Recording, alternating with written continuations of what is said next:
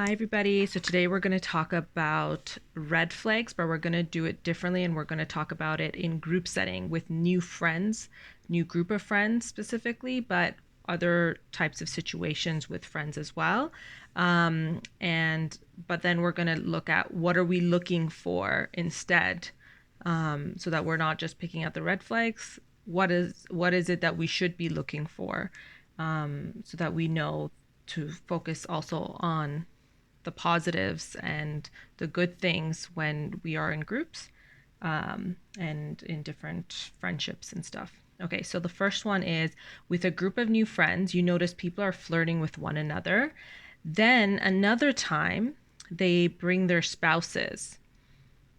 So that means the first time you thought that the people that they were flirting with perhaps was the person that they had a crush on or was their partner. But then the next time they brought their spouse. And so the red flag is that, yeah, they're flirting with other people, which is very disrespectful. And it could be very confusing to you or the other person at that time, or create a sense of doubt in the relationship as well, because that person might start to think that, oh, well, I get along with this person in a different way and it's so fun and maybe exciting. And then when they go to their partner who, maybe they've been with for a while and it's more stable and it's not like this maybe new excitement, even though that could be presented as anxiety, perhaps, especially with that type of dynamic where you're flirting with someone you shouldn't. I think that would present more as like type of anxiety and a red flag that your intuition's trying to tell you. But and then so it could create that sense of doubt within that person or both the people, thinking that like, oh, the partner I'm with, I don't have this type of interaction, or they'll continue to think that it's okay, or like, or they'll be like, oh, well, this is the person that I'll do that with when my partner's not there, but like either way, it's not respectful at all to the partner. It's not healthy. And so, what are we looking for? So, people that have clear boundaries when partners are there or not. So, so you're respecting one another. They could have conversations, of course, with other people, but they don't change their behavior to the point where it could blur boundaries with other people just because their partner is not there, right? And so you have to be mindful of that, because in a group of friends, if people are doing that, then I would question, like, would that person do it if you brought a person, and if you weren't there when they flirt with your partner, and if they're the type that like, oh, they only flirt with this one person. But people could start blurring boundaries more and more, so I'd be mindful of that. So another example, in a group of new friends, two close friends make fun of each other's looks and both are laughing very hard, and are doing it in front of the other people in the group. So what are we looking for here? Being part of a group that people don't poke fun at others at all, especially in front of other people, but you're not poking fun of other people. So some people might say like, oh, you're too sensitive. Oh, you're no, it just means that other people might not be aware enough to know that there is going to be like some type of internal damage, or like your subconscious is picking it up and internally is knowing that that's not okay. So like whether that person knows it or not, the subconscious knows it. And so maybe one day when they become more aware, or they go through something in life and they start reflecting back at things and they start seeing those things in different lenses, because they could possibly see the underlying truth perhaps of those backhanded, I would say, uh, uh, backhanded jokes. And so yeah, so it's if you're poking fun of people, there was like a famous saying, there's like that, it's about like if you're making fun of someone and it's at the expense of someone else, then like pretty much like you're not actually funny because you're making fun of other people. So I think that was kind of the saying, definitely paraphrased, but I believe that, because it's like you have to think maybe a bit harder to think of a joke that is not at the expense of someone in a way that could hurt them, and it's kind of like you're sacrificing one person for the laugh of everyone else. And that's definitely not fair in any way. And so you want to be mindful of that, because then you could be next. If they're so comfortable making these jokes to one another, then when you start becoming comfortable with these people, they might start doing it to you, and you might start seeing they do it to other people a little bit, maybe with one friend more than the others. And they seem to like that. So they probably want to engage with people that start doing that. So you might you might end up doing it if you hang around with them long enough, and that's how they act all the time. You might end up doing that as well. Um, um, and yeah, so okay, another example. In a group of friends, someone needs to take the spotlight every week. And so, okay, so in a group of friends, if someone needs to take the spotlight every week, I do know that in some situations there are people that like could have anxiety, or if you're starting to hang out with a new group of people, then you don't know how the group dynamics are, and maybe you could be like nervous or something, and you could be trying to relate more, and so you could be trying to, when they say something, be like, oh my God, me too, type of thing. So that's not what I'm talking about. That's like someone trying to relate, but over time, you see that like someone like loves the spotlight, but loves to hear themselves speak more than anything, because then you see the other people in the group is just like there, but they're not fully there sometimes. Maybe they are, but then it doesn't seem like a give and take type of group or friendship. So yeah, so that's what we're looking for. We're looking for a give and take. So you find convos with people that you both can discuss. Like, right? You want compatibility, because like friendships are a type of relationship. So that's really important. I just wrote these down really quickly, so I didn't read them over twice. So just bear with me. So the fourth one. In a group of friends, when someone isn't there, they make fun of the person that isn't there, but wouldn't say it to their face. So what are we looking for? So we're actually looking for people that are in a group of friends that you might be just joining or have been around, and you want to be part of friendships that don't say anything about other people, that if they're saying something, you want it to be good, because one day you might be the other person on the end of that, and you might think, oh, it could never happen to me, but why would you want to be around people that might even do that, is the question. And so yeah, and if they're doing that to especially like more than one person, it's like, well, the chances are pretty good, and why are they continuing to be friends with people that they're saying things behind, and is anyone defending them and stuff like that? Those are like really key important things. Of course, some people might be afraid to defend the person and stuff like that, but if you're afraid to defend them and stuff, but like you are choosing to constantly hang out with them, then I would question like, why do you want to hang out with them? And yeah, so we're looking for people to say good things about you when you're not there, because one day it could be a certain situation where someone else is there and you don't know, and maybe it's a job opportunity, and in your group of friends, that person is hearing them say something about you. Maybe they might be joking a little bit about it, but if it's at the expense of someone, it's not a real joke. It's not fair. You're not there to defend yourself, right? Okay, and then the last one is, in a friendship, one person is always doing slight jabs. Okay, so this is not a group situation, but in a friendship, one person is doing slight jabs. For example, making comments about your life decisions. Maybe they're saying it indirectly, but you know that they are talking about it. So what are we looking for here? Okay, so we're looking for people that uplift. You uplift people. Why not others uplift you as well? And it's like, yes, in that moment, you might be like laughing and joking. Maybe they're saying it in a certain way that seems funny. And you're like, oh, that's how they joke.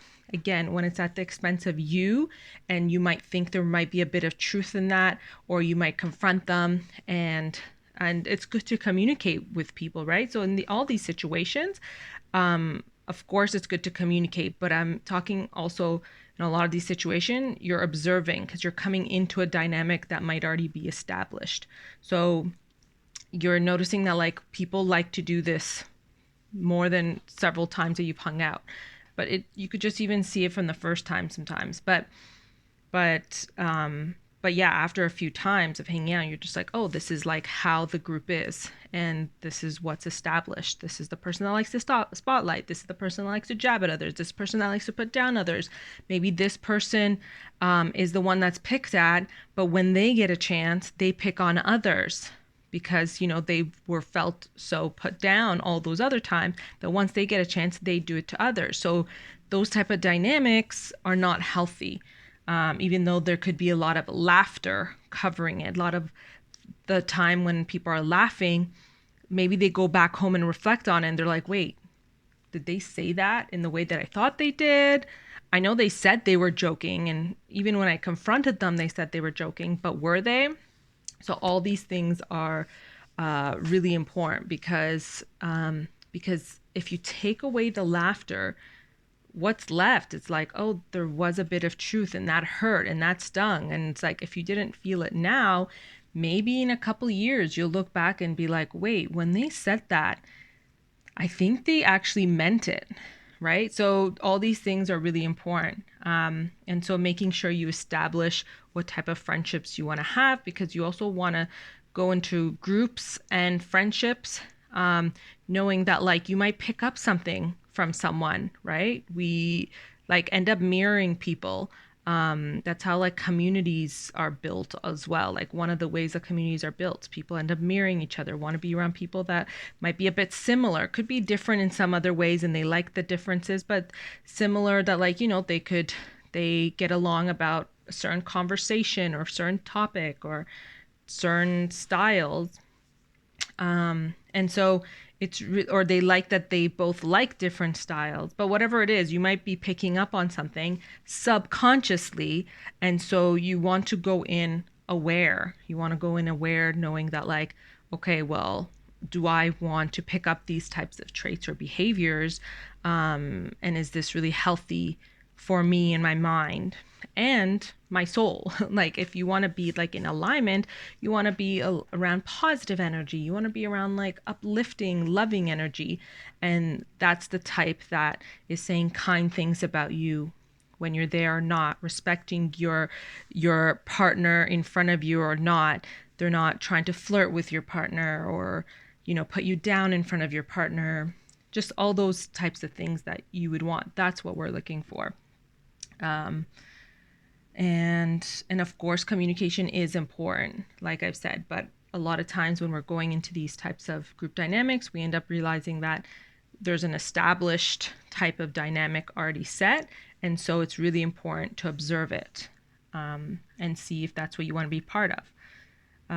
So that's why like moving slowly, not jumping in and being like, yeah, I want to do this with you guys. Let's do this. Let's do that. Go slowly, so that you could observe at your pace so that you know for sure, right? And that's a lot.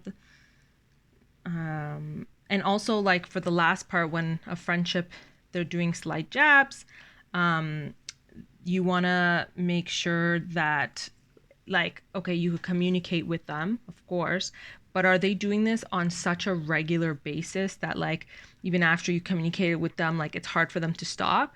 Because then that's like other issues that they might have. They might have a hard time filtering. And I'm not saying, oh, they have a hard time, so you should give them time and patience. No, I'm definitely not saying that. I'm saying it in a way that if that's what they're doing, then they have a problem, not like holding their tongue and saying whatever comes to mind, and might seem like it's more on the negative side if they're making all these slight jabs.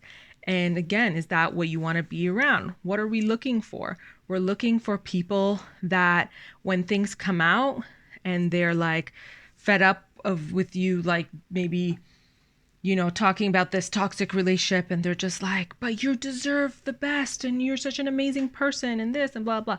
Doesn't mean that they're your yes person and they're not ever telling you anything that's truthful, honest. But you want to be around people that love you and think good things about you, and inspire you and motivate you. And especially like when you're the type of person that does that for other people, you want to make sure you're receiving that too.